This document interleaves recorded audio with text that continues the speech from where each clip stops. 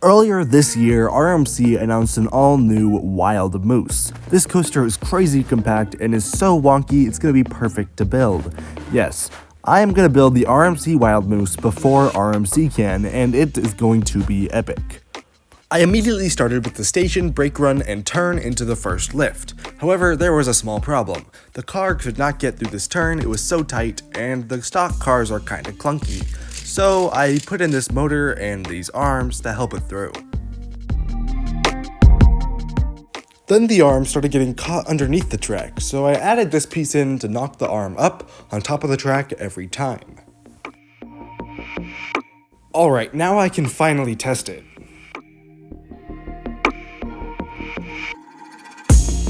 That worked out great. Of course, it's going to work out a lot better once I put on a chain, but for now, that's good. After that, I continued working up to the mid-course brake run, and let's break down everything I've built so far. Going into the brake run, we had a downwards helix. This was really simple and straightforward to build and didn't pose much of an issue. And going into that helix, I built this off-axis airtime hill moment. It looks really cool, and I had to reshape it a couple times, but it turned out great. Up next, I did this dip into this sort of weird turn that turns tight, straightens out a little bit before diving down into that previous element. Here is also where I spliced the first piece of tubing. Tubing's only so long, so you have to connect them at some point, and this is how I do it. With connect sets, you normally have these splices that slide into the track, but I find that if you just stuff the cross ties close enough together, then it works out just fine.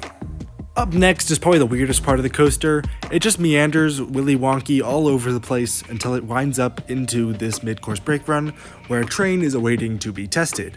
But before that, I need to show you something. These flexi rods are stubborn, and they always are trying to flex back to their original shape, which made shaping this willy wonky section really difficult. So how did I do it? Well, I pretty much forced it. I put a whole bunch of these pieces in to hold it into place perfectly.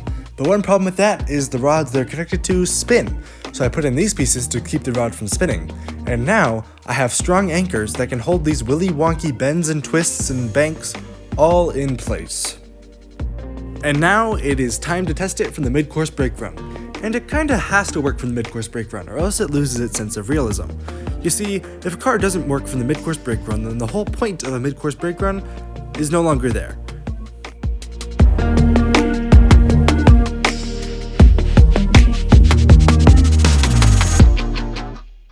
And just like that, everything seems to be going according to plan. So let's get back to building the RMC Wild Moose. As I curve the truck up into the Wild Mouse section, I realize something. I'm not going to have enough speed to make it into the mid-course, so I'm adding this chain. This makes so everything can be the right size, but it still works. So let's give it a test.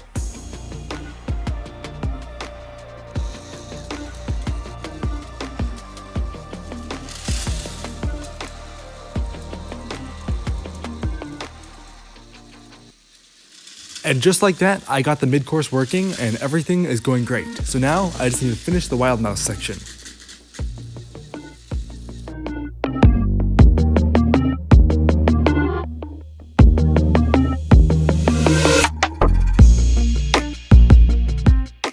I finished the layout, but there's still a lot of things I need to talk about.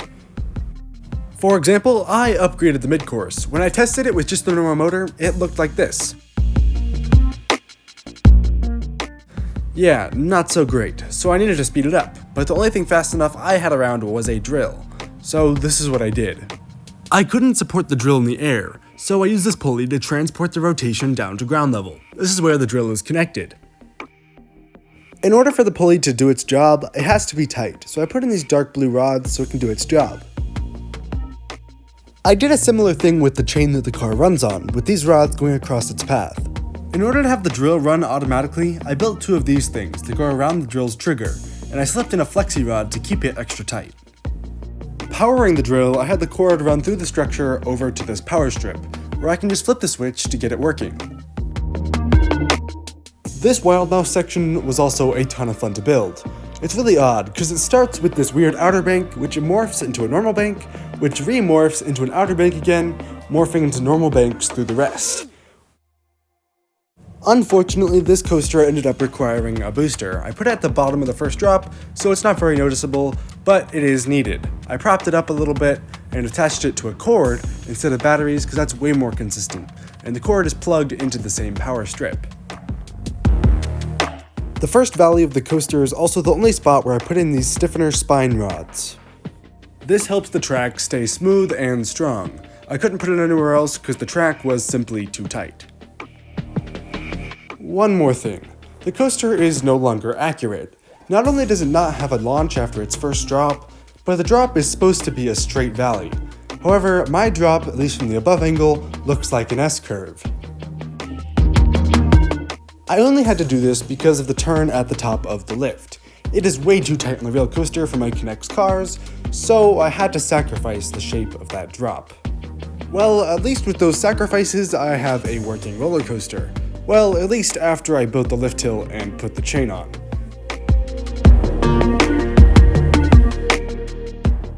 Now that I've cleaned up the area around it, I want to remind you to like the video. These things take a lot of effort, and if you're even enjoying it, maybe subscribe.